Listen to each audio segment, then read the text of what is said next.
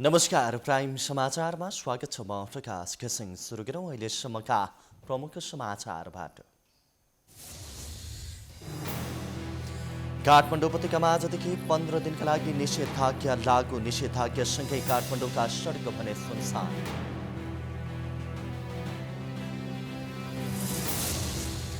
प्रधानमन्त्री ओलीद्वारा सरकार जोगाउन जसपाको माग अनुसार 120 जनाको मुद्दा फिर्ता। टिकापुर घटनाका आरोपितको पनि मुद्दा फिर्ता गर्ने आश्वासन। अमेरिकी पूर्व राष्ट्रपति ट्रम्पका निजी वकिलको घर तथा कार्यालयमा एफबीआईको छापा। युक्रेनसँग उनको काम कारबाहीबारे अनुसन्धान गर्न महत्त्वपूर्ण सामग्री जफ्त। इन्डियन प्रिमियर लिगमा चेन्नाईद्वारा सनराइजर्स हैदराबाद 7 विकेटले पराजित। जितसँगै चेन्नाई अङ्क तालिकाको शीर्ष स्थानमा। र च्याम्पियन्स लिग फुटबल अन्तर्गत सेमिफाइनलको पहिलो लेगमा म्यान्चेस्टर सिटी विजयी। फ्रान्सेली क्लब पिएसजी 2-1 गोल अन्तरले भने पराजित।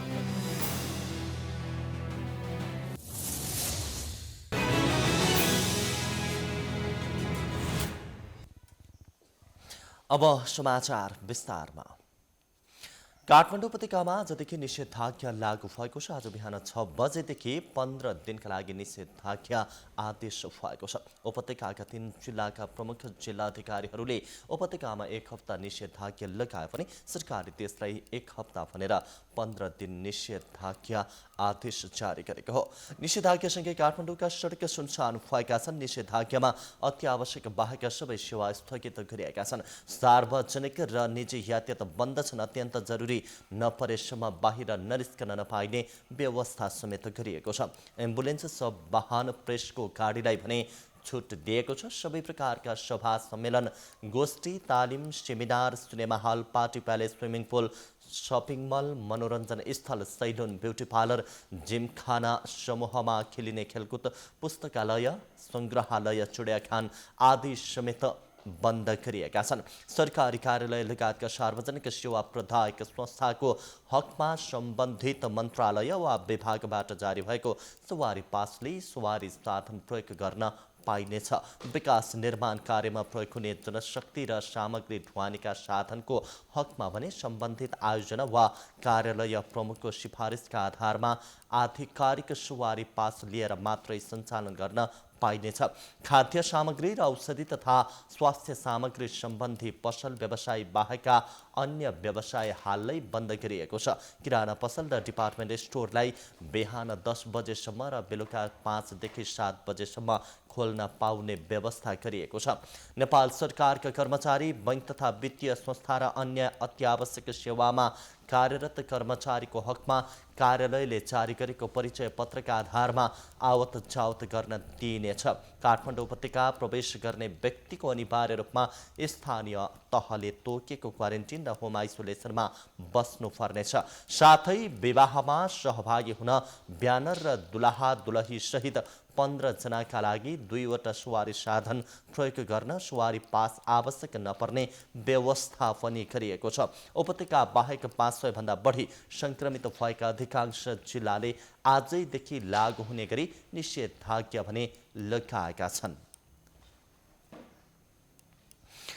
गण्डकी प्रदेश सभा कारबाही अनिश्चितकालका लागि स्थगित गरिएको छ। जनमोर्चाका गण्डकी प्रदेश सभा सदस्य खिम विक्रम शाहीको अवस्था ज्ञात रहेको भनेर उक्त पार्टीको सचेतक पियारी थापाले सभामुख नेत्रनाथ अधिकारीलाई जीवन रक्षाको माग गर्दै निवेदन दिएपछि प्रदेश सभाको कारबाही अनिश्चितकालका लागि स्थगित गरिएको हो। प्रदेश सभा सचिव हरिराज पोखरेलले सूचना जारी गर्दै प्रदेश सभाको कारबाही अनिश्चितकालका लागि स्थगित गरिएको जानकारी दिनुभएको छ। शाहीको जीवन रक्षा गर्न र अवस्था सार्वजनिक नभएसम्म सदनको कारबाही अगाडि नबढाउन भन्दै थापाले निवेदन दिनुभएको थियो।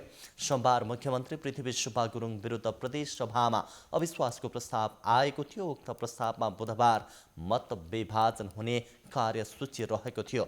मुख्यमन्त्री पृथ्वी सुब्बा गुरुङ विरुद्ध दर्ता भएको अविश्वासको प्रस्तावमा 4:30 बजे मतदान गर्ने कार्यसूची थियो। तर प्रदेश सभाको बहुमतमा निर्णायक बनेको राष्ट्रिय जनमोर्चाका एक प्रदेश सभा सदस्य अनुपस्थित भएपछि प्रदेश सभामा खैला बैला भएको थियो। प्रदेश सभा सदस्य खेम विक्रम शाही प्रदेश सभा परिसरमा नदेखिएपछि खैला बैला भएको हो। त्यसअघि बुधबार नै बसेको पहिलो बैठकमा पनि शाही उपस्थित थिएनन्। उता स्वतन्त्र प्रदेश सांसद राजीव गुरुङ उर्फ दीपक मनाङ्गे पनि सदनमा उपस्थित हुनु भएको थिएन।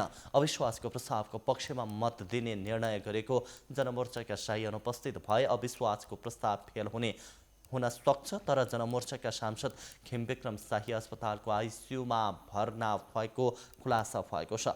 शाहीका स्वकीय सचिव मिलन हमालले शाही बुधबार दिउँसो 12 बजे अचानक बेहोस भएपछि अस्पताल भर्ना गरिएको जानकारी दिनुभएको छ। सम्पर्कविहीन भएका राष्ट्रिय जनमोर्चाका प्रदेश सभा सदस्य खेमविक्रम शाही अस्पतालमा कोभिड-19 उपचार गर्ने आइसियुमा भेटिनु भएको छ। यद्यपि उहाँको कोरोना परीक्षण रिपोर्ट भने नेगेटिभ छ। प्रदेश सभा सदस्य शाही पोखरा स्थित चर्क अस्पतालको कोभिड वार्डको आइसियुमा भेटिनु भएको छ। उनीसँगै कांग्रेस प्रदेश सभा सदस्य मनकुमारी गुरुङ बुधबार बिहान अस्पतालमा भर्ना भएको अस्पतालका निर्देशक कपिल पोखरेलले बताउनुभयो। प्रदेश सचिवालयले गरेको पीसीआर टेस्टमा शाहीको रिपोर्ट भने नेगेटिभ आएको थियो। तर अस्पतालमा पोजिटिभ रिपोर्ट देखाएर भर्ना भएको निर्देशक पोखरेलले बताउनुभयो। अस्पतालमा कोरोनाका 42 बिरामी रहेका छन्, जसमध्ये शाही पनि एक हुन्। सरकारले नेपाल सरकार वादी रहेका 15वटा मुद्दामा 120 जनाको मुद्दा फिर्ता लिएको छ। जनता समाजवादी पार्टीका अध्यक्ष महन्त ठाकुर पक्षधर नेताहरूको माग बमोजिम मधेस आन्दोलनका क्रममा लगाइएका फौजदारी मुद्दाहरू फिर्ता लिने निर्णय भने भएको हो। सरकारले तराई मधेस आन्दोलनसँग सम्बन्धित 15 मुद्दाका 120 अभियुक्तका मुद्दा फिर्ता लिएको छ। मन्त्री परिषदको निर्णय सार्वजनिक गर्न बुधबार सिंहदरबारमा आयोजित पत्रकार सम्मेलनमा सरकारका प्रवक्ता पार्वत गुरुङले मधेस र नेत्रविक्रम चन्द नेतृत्वको नेपाल कम्युनिस्ट पार्टीसँग सम्बन्धित मुद्दा फिर्ता लिने क्रम सुरु भएको बताउनुभयो। कानुनी रूपमा र सरकारवादी भई चलाइएका मुद्दा फिर्ता लिने निर्देशिकाका आधारमा मुद्दा फिर्ता लिएको उहाँले जानकारी दिनुभयो। जनता समाजवादी पार्टीले उठाउँदै आएका मागलाई सम्बोधन गर्ने क्रममा ती मुद्दा फिर्ता लिएको र आगामी दिनमा पनि बाँकी मुद्दा फिर्ताको चरणमा रहेको उहाँले बताउनुभयो। मुद्दा फिर्ता लिने सरकारको राजनीतिक निर्णय भएको उहाँको भनाइ छ। नेपाल सरकार वादी भई चलाएको फौजदारी मुद्दाहरू फिर्ता लिने सम्बन्धी निर्देशिका 2077 बमोजिम नेपाल सरकारले मधेस आन्दोलनमा मधेसवादी राजनीतिक दल जनता समाजवादी जसपाको पार्टीको मुद्दा फिर्ता हो। यो 15वटा मुद्दा 120 जना चाहिँ। त्यस्तै बैठकले कोरोना नियन्त्रणका लागि जारी गरेको आदेशलाई कडाइका साथ कार्यान्वयन गराउन निर्देशन दिएको छ। त्यस्तै बैठकले कोरोना प्रभावित जिल्लामा निषेधाज्ञा गर्ने आवश्यकता हेरेर निषेधाज्ञाको अवधि बढाउन सक्ने निर्णय डीसीसीएमसीले गर्न सक्ने निर्णय गरेको छ। त्यस्तै तेस्रो मुलुकबाट स्थलमार्ग हुँदै नेपाल भित्रिन नदिने निर्णय बैठकले गरेको छ। त्यस्तै बैठकले कोरोना महामारीका कारण अस्पतालहरूमा आवश्यक अक्सिजन सिलिन्डरको अभाव हुन नदिने उद्देश्यले कर छुट दिने निर्णय गरेको छ। स्वाब सङ्कलन भएको 72 घण्टाभित्रको कोभिड-19 नेगेटिभ रिपोर्ट तथा 10 दिन अनिवार्य रूपमा होटल क्वारेन्टाइनमा बस्ने गरी होटल बुक गरेको प्रमाणपत्र पेश गरेको आधारमा स्थानीय प्रशासनको अनुमतिमा नेपाल प्रवेश गर्न दिने, जीवनदायक अक्सिजन सिलिन्डर लगायतका माल वस्तुमा कर छुट दिने निर्णय गरेको छ। यो कोभिडसँग सम्बन्धित रहेर यी सिलिन्डर लगायतका माल वस्तुहरूको कर छुट गर्ने निर्णय गरेको हो।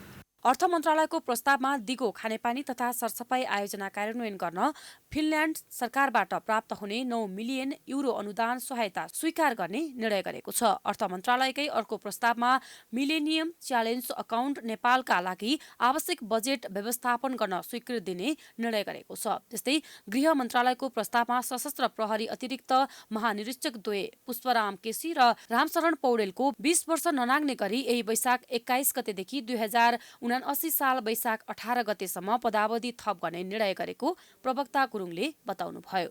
बैठकले वन तथा वातावरण मन्त्रालयको प्रस्तावमा विभिन्न स्थानीय तहलाई जग्गा प्राप्तिको स्वीकृति दिने निर्णय गरेको छ। स्वास्थ्य तथा जनसङ्ख्या मन्त्रालयका सेवा आयोगका केही कर्मचारीलाई 11औं तहमा बढुवा गरिएको छ। त्यस्तै अर्थ मन्त्रालयकै प्रस्तावमा नागरिक लगानी कोषको चुक्ता पुँजी वृद्धि गरी रु 3 अर्ब 27 करोड कायम रहने गरी स्वीकृति प्रदान गर्ने निर्णय गरेको छ। समाचारको सिलसिला जारी नै छ। हामी विश्रामपछि आउँछौँ।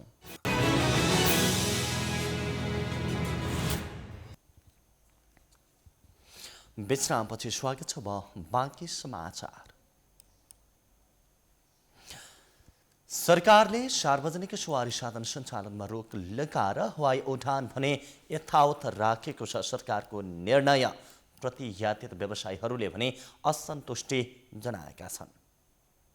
सरकारले वैशाख 16 गतेदेखि काठमाडौँ उपत्यकाका 3 जिल्लामा निषेधाज्ञा गर्दा विभिन्न मापदण्ड तोकेको छ। त्यस अन्तर्गत सडक यातायातमा पनि कडाई गरिएको छ। तर हवाई उडान भने चल्न दिने निर्णय भएको छ। यो निर्णयप्रति यातायात व्यवसायीहरूले असन्तुष्टि जनाएका छन्। नेपाल यातायात व्यवसायी राष्ट्रिय महासङ्घले निषेधाज्ञामा हवाई यातायात सुचारू गर्ने तर यातायातका साधनहरू बन्द गर्ने निर्णय विभेदकारी भएको भन्दै विरोध जनाएको हो।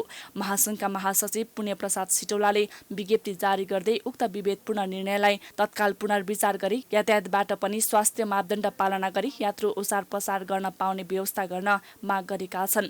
यता विमान कम्पनीहरूले भने सरकारले नै हवाई उडान यथावत राख्ने निर्णय गरेपछि स्वास्थ्य मापदण्ड पालना गरेर सेवा दिइरहेको बताएका छन्। सडक यातायातमा भन्दा तुलनात्मक रूपमा जोखिम कम हुने भएकोले हवाई उडान सञ्चालन गर्न दिने निर्णय जायज भएको त्रिभुवन अन्तर्राष्ट्रिय विमानस्थलका महाप्रबन्धक प्रताप बाबु तिवारीले बताउनुभयो। कोभिड-19 फेस गर्दै आइरहेछौँ, हामी बस्दै आइरहेछौँ, कतिपयहरू हामी सङ्क्रमित पनि भयौँ। यसबाट बच्नको लागि के गर्नुपर्छ भन्ने कुराहरू अब थप चाहिँ सिकाइराख्नुपर्छ भन्ने चाहिँ कसैलाई पनि सिकाइराख्नुपर्छ जस्तो लाग्दैन मलाई हो। अब हामी त विमानस्थल सञ्चालन गर्छौँ होइन, अब उडान सञ्चालन हुने भए हामीले पनि त्यही अनुसारले व्यवस्था गर्ने हो। तर मेरो बुझाइमा चाहिँ के हो भने हवाई यातायात चाहिँ अन्य यातायातको तुलनात्मक रूपमा सुरक्षित छ। अब यात्रु आफै पनि छिटो गन्तव्यमा पुग्न चाहनुहुन्छ। सुरक्षाका प्रोटोकलहरू विमानस्थलमा पनि त्यही अनुसारले सुरक्षाका प्रोटोकल जुन नियमहरू ती सतर्कतापूर्वक चाहिँ पालना चाहिँ हामी गर्छौँ। जहाजमा पनि उहाँहरूले चाहिँ त्यो गर्नुहुन्छ। पहिलो चरणको कोरोना महामारीको मापदण्डलाई थप सुधार गरेर सुरक्षाका नीति कडाइका साथ पालना गरिएको बुद्ध एयरका मानव संसाधन विभागका निर्देशक खगेन्द्र बहादुर बस्नेतले बताउनुभयो। पहिलो लहरमा पनि हामीले एउटा प्रोटोकल सेट गरेका थियौँ। त्यो प्रोटोकललाई अझ त्यहाँबाट सिकेर अझ इम्प्रोभाइज गरेर सेफ्टीको एउटा सुरक्षाको नीतिलाई चाहिँ अझ राम्रो हामीले त्योभन्दा बेटर बनाएर हामीले अहिले सञ्चालनमा लिएर गइरहेछौँ। बन्द गर्नुपर्ने नै अवस्था आयो भने अबको चुनौती भनेको सबभन्दा ठुलो चुनौती भनेको चाहिँ ब्याङ्कको जुन ऋण ल्या हुन्छ संस्थाहरूले त्यसको व्यवस्थापन र कर्मचारीको व्यवस्थापन हो सबभन्दा ठुलो चुनौती भनेको। कोरोना महामारीको कारण लामो समयसम्म थन्किएका हवाई क्षेत्रमा करोडौंको घाटा भएको सरकारवालाहरूको गुनासो रहेको छ। त्यसो त समस्या सडक यातायातमा पनि उस्तै छ। तर कोरोना संक्रमणबाट बच्न सरकारले गरेको निर्णय पालना गर्नुको विकल्प छैन। यद्यपि सरकारले कसैलाई काखा र कसैलाई पाखा हुने गरी निर्णय गरेको खण्डमा भने प्रश्न चिन्ह उठ्ने नै छ। प्राइम टाइम्स टेलिभिजनका लागि क्यामेरामा राजु थापाको साथमा मनिषा भण्डारी, काठमाडौँ। समाचारको सिलसिला जारी नै छ। हामी विश्रामपछि आउँछौँ।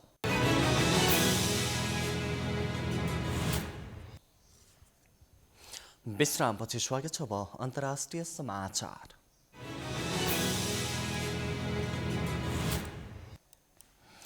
अमेरिकामा सङ्घीय जाँच ब्युरो एफबिआईले डोनाल्ड ट्रम्पका निजी वकिलको घर र कार्यालयमा छापा मारेको छ।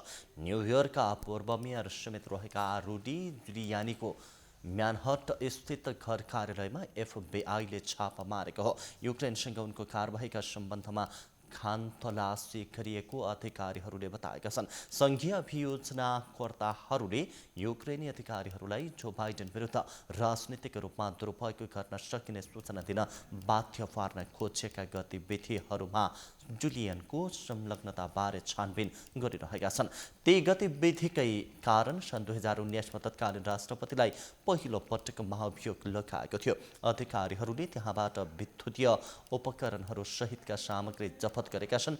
युक्रेन सरकारको तर्फबाट जुलियानीले ट्रम्प प्रशासनसँग गैर कानुनी तरिकाले पैरवी गरेका थिए कि भन्ने बारे अधिकारीहरूले अनुसन्धान गरिरहेका छन्। साथै गत वर्षको राष्ट्रपतीय चुनावको अगाडि उनले वर्तमान राष्ट्रपति जो बाइडेनका छोरा हन्टरका सम्बन्धमा अपराध ठहर्याउन सकिने सूचना सङ्कलन गरेको आरोपबारे पनि अनुसन्धान भइरहेको छ।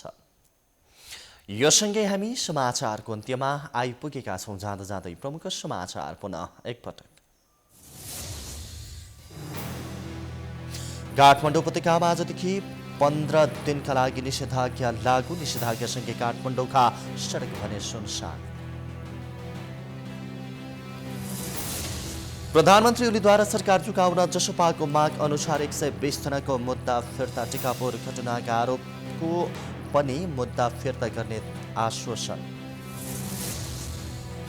अमेरिकी पूर्व राष्ट्रपति ट्रम्पका निजी वकिलको घर तथा कार्यालयमा एफबिआईको छापा। युक्रेनसँग उनको काम कारबाही बारे अनुसन्धान गर्न महत्त्वपूर्ण सामग्री जफत।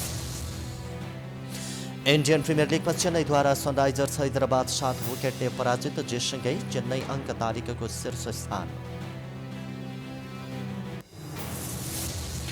र च्याम्पियन्स लिग फुटबल अन्तर्गत सेमिफाइनलको पहिलो लेगमा म्यान्चेस्टर सिटी विजयी। फ्रान्सेली क्लब पिएसजी 2-1 गोल अन्तरले पराजित।